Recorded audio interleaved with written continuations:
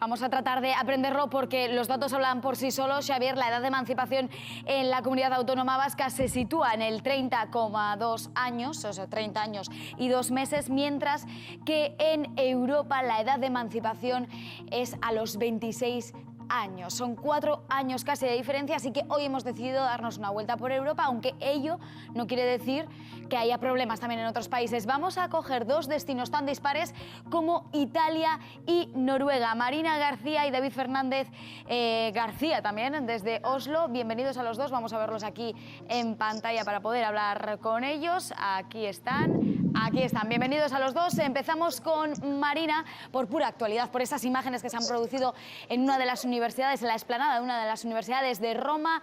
Marina, allí la problemática es que los sueldos siguen sin subir y no lo han hecho en los últimos años, mientras que los alquileres van para arriba. ¿No es así, Marina?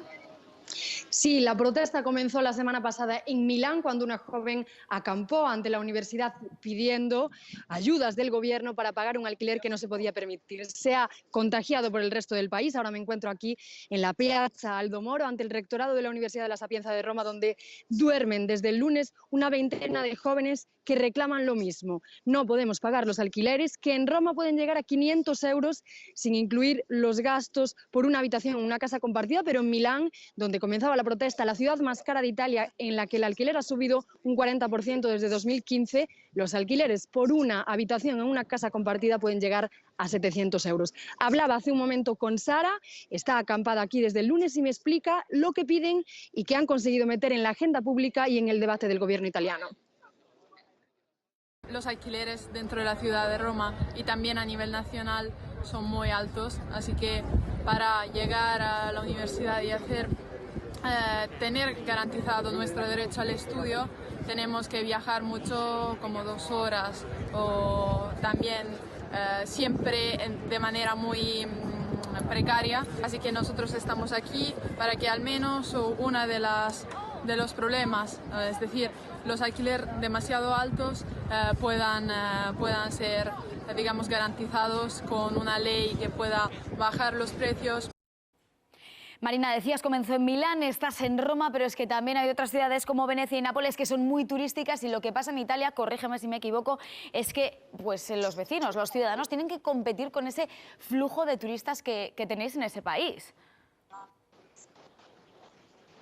Hay mucha demanda y muy poca oferta de vivienda, lo que hace que, por ejemplo, los estudiantes queden eliminados de la escena, digamos, del centro de las ciudades y tengan que utilizar la periferia para poder vivir. Por esto, el gobierno central y las administraciones locales se tiran los trastos a la cabeza. Unos dicen que la responsabilidad son de los otros y viceversa. Por ahora se han anunciado, por ejemplo, en Roma, que se añadirán residencias, más puestos en residencias estudiantiles para los jóvenes, pero ellos dicen no es suficiente. Escuchábamos ahora a Sara que decía se necesita una ley de la vivienda, una reforma estructural, no estos pequeños parches que salen solo cuando se han manifestado y cuando hay polémica.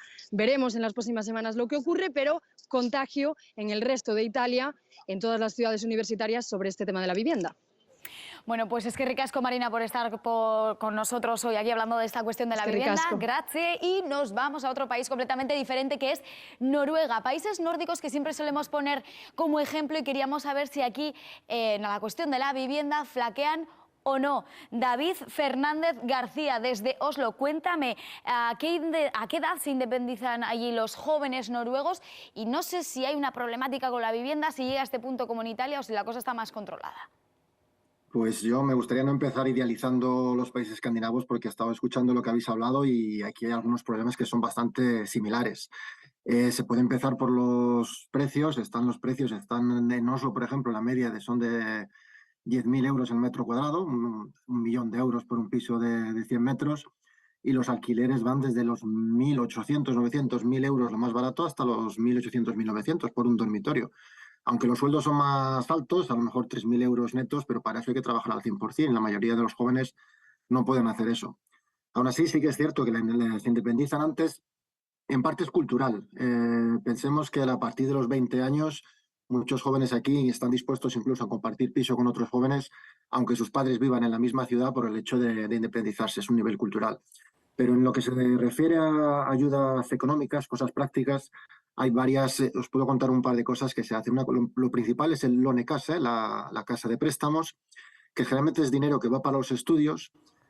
Son préstamos sin intereses durante toda la época de estudios, lo que permite pagar esos alquileres y los intereses son bajos cuando han terminado los estudios. Esto permite que se pueda, algunos lo ahorran para que sea la entrada para la vivienda y además los bancos también tienen un sistema privado que son las BSU, las cuentas bancarias para jóvenes por menos de 34 años, que permite ahorrar hasta 3.000 euros al año y 30.000 euros en total, lo que hace que tengas otra posibilidad de entrada. Y una última curiosidad, ¿sí? Sí, tercera y última. Dime, David. La última curiosidad, aquí hay una cosa que se llama el Gibel, que es el... Eso te quería yo comentar, porque nos lo has contado. Hay una cosa que se llama Gibel, es un pequeño paraíso fiscal. Quiero que nos lo expliques porque me ha parecido entender que es alquilar una vivienda dentro de una vivienda. Aquí esto se le llama subarrendamiento, subalquiler. No es lo mismo allí, ¿no? No, no es lo mismo. El Gibel lo que es que si tú tienes una casa que tiene un sótano que se puede adaptar como vivienda o si tienes un piso grande con una zona, siempre que lo que alquiles no sea más del 50% de la propiedad, esa propiedad está totalmente libre de impuestos para el propietario, lo que hace que sea más fácil de alquilar. Esto hay opción de que sean los precios un poco menores, pero aún así ya vemos que son 800, 900 euros al mes y estos Gibel son 20, 30 metros cuadrados, que ahora todos nos vamos acostumbrando a vivir en sitios menores, pero hasta hace poco no se le consideraría vivienda. Pues sí, y que lo digas, David, bueno, menos que calentar, por otra parte, vamos a verle el lado positivo, aunque lo ideal sería acceder a una vivienda digna. Marina desde Roma, David desde Oslo, es que ricasco por estar con nosotros hoy aquí, a los dos. Es que ricasco. Bueno, Xavier, pues esta es la situación que hay en Europa, ni idealizar a los países escandinavos, nórdicos, porque también, como vemos, la cuestión de la vivienda se reproduce por toda Europa.